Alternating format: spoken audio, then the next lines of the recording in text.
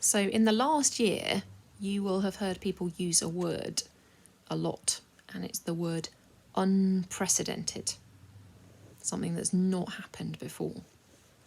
But in today's story, we're going to read about a time in England where something unprecedented, at least in 1,000 years, happened.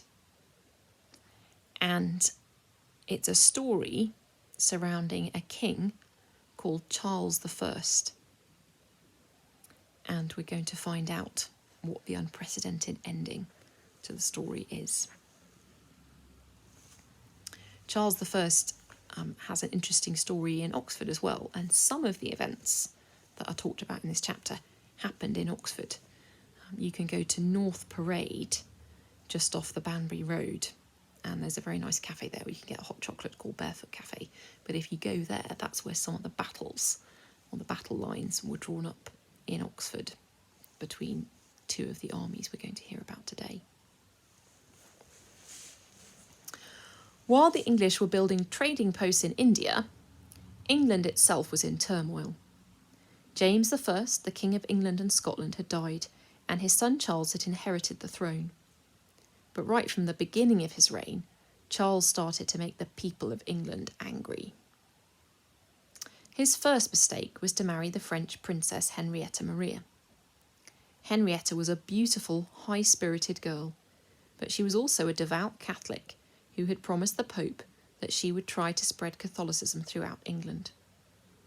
Most Englishmen, especially English Puritans, hated and feared Catholicism. When Charles got ready for his formal coronation ceremony, he was afraid to hold the traditional parade through the streets of London. He thought Puritans might gather along the way and shout out insults. Instead, Charles planned to get to the church by sailing down the River Thames on a barge. But the coronation day was filled with chaos. When it was time for the king and queen to leave the palace, Henrietta refused to come out of her room.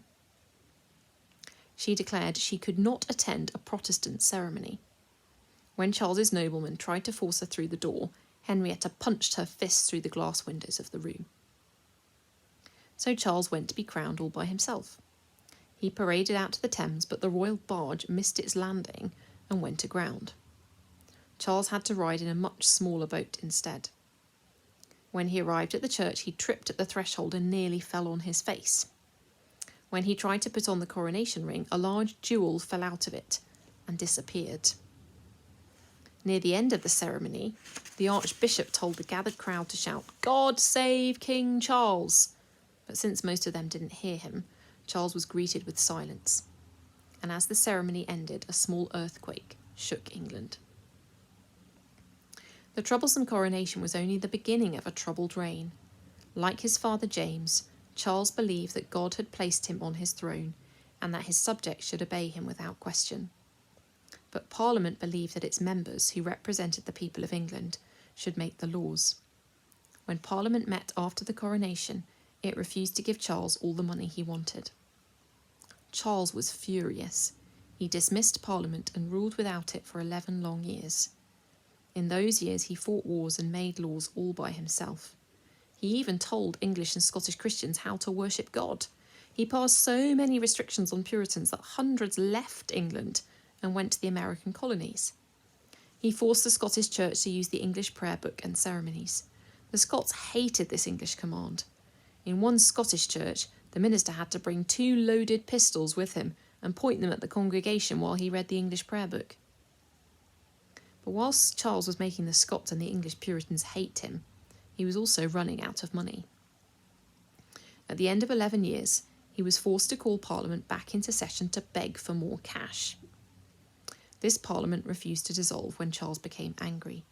Because it went on meeting for 8 years, it became known as the Long Parliament. The Long Parliament wanted to pass laws that would limit Charles's power. But as time went on, the Long Parliament started to bicker with itself instead. The Puritans and non-Puritans in Parliament spent more and more time arguing about whether or not the Church of England was pure enough. Soon, Parliament was spending most of its time talking about God, not Charles. Charles could see that the Puritan members of Parliament were irritating the other members, So he assembled 500 soldiers and marched into Parliament, hoping to arrest the 5 Puritans who were his fiercest enemies. But the Puritans, warned ahead of time, were gone. Charles and his soldiers faced 5 empty seats. Embarrassed, Charles snapped, "The birds have flown," and strode back to his palace. This was a mistake. When the news spread that Charles was willing to use his English army against other Englishmen in order to get his own way, more and more people turned against him. Charles realised that a rebellion was about to explode all around him. He fled from London and went up to the north of England, where his most loyal noblemen lived. The Puritans in Parliament took control of London. Civil war had begun. For 6 years, Charles's supporters, called Cavaliers, fought against supporters of Parliament called Roundheads because of their Puritan haircuts. Charles had most of the regular army on his side, but the Roundheads organised their own army, using the most modern weapons and training methods. This new model army was commanded by the most fervent Puritan of all, Oliver Cromwell. 2 years after the war began, Cromwell helped lead the Roundheads into battle against Charles's soldiers at a place called Marston Moor. 20,000 Scotsmen marched to fight for the Roundheads because the Roundheads had promised the Scots that if they won, they could use their own prayer book. Charles's army was defeated. Afterward, Oliver Cromwell wrote to his brother, "Truly, England and the Church of God hath had a great fervour from the Lord. Give glory, all the glory, to God." The victory was the end of Charles's power. He avoided capture for months, but finally gave up and surrendered. The Roundheads put the king in jail. They had won the Civil War. But Oliver Cromwell was worried. From his prison, Charles was constantly sending messages to his supporters, begging them to rise up and put them back on his throne. The Long Parliament itself wasn't sure what to do with Charles. Many of the non-Puritan members thought that Parliament should make an agreement with Charles and rule alongside of him. Cromwell wanted Charles and his tyranny gone for good. He and the other Puritans marched the new model army into Parliament and drove out everyone who had sympathy for Charles. Only about 60 members were left.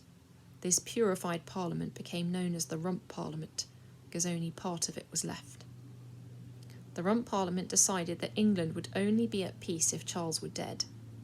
It charged Charles with treason against his own country. A trial was planned. Soldiers were assigned to guard the court from angry supporters of the king. Remembering the gunpowder plot, they searched the cellars. The presiding judge got himself a hat lined with steel, just in case someone might try to shoot him. When Charles was brought into the court, he refused to answer any questions, but plenty of witnesses testified against him. The said Charles Stuart, announced the court, trusted with limited power to govern, for the good and benefit of the people, hath traitorously and maliciously levied war against the present Parliament, and the people therein represented. Much innocent blood of the free people of this nation hath been spilt. The court declared Charles guilty and led him away. 3 days later, on January the 30th, 1649, the King of England was led out of his jail toward a scaffold built in the centre of London. The morning was dark and cold. As he walked toward the black draped scaffold, drums beat mournfully. Charles climbed up and took off his cloak, handing it to an official who stood nearby. "Wait until I give you the sign," he said to the executioner. "Yes, Your Majesty," the executioner answered. Charles put his head on the block. "I go from a corruptible to an incorruptible crown," he said. In a moment, he stretched his hand to the executioner, who swung his axe.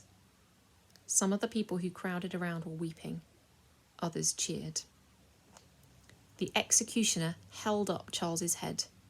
"This is the head of a traitor," he shouted out. For the first time in 1,000 years, no king ruled in England.